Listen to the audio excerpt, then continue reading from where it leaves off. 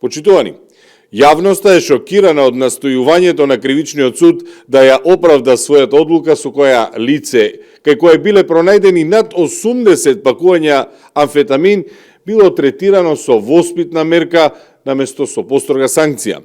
Наместо да ја превземе одговорноста за очигледниот пропуст, судот продолжува да го брани својот став, дури и по тоа што истиот сторител на слобода предизвика трагедија со одземање на невин живот. Ова однесување повторно ја оправдува катастрофалната оценка што граѓаните му ја даваат на судството, (). Наместо да биде чувар на правдата, македонското судство повеќе се грижи за формални оправдувања отколку за вистинска правда. Судиката која ја донесе скандалозната одлука за ослободување на сторителот не е непозната за јавноста. У изминативе 7 години беше главен извршител на политичките монтирани процеси на СДС против ВМРО-ДПМН, носејќи драконски казни за политички неистомисленици. Додека криминалци и наркодилери блиски до поранешната власт добива поблаги санкции или беа ослободувани.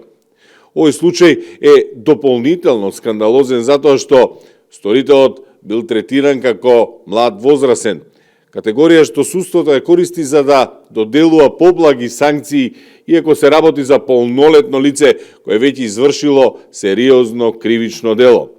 Наместо да се земе в предвид количината на запленета дрога и ризикот што го представува, судот решил да ја промени воспитната мерка, со што овој случај заврши со фатални последици. Ова не е прв пат судот под влијание на СДС да носи одлуки што завршуваат со човечки трагедии. Подсетуваме дека истото се случи кога нивниот човек, Зоран Милевски Кичеец, беше пуштен од затвор пред време, а потоа направи страшна сообраќајна несреќа кај стража во која загина човек.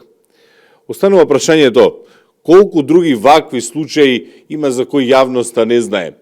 Колку други блиски луѓе до СДС биле пуштени на слобода, наместо да одговараат пред законот?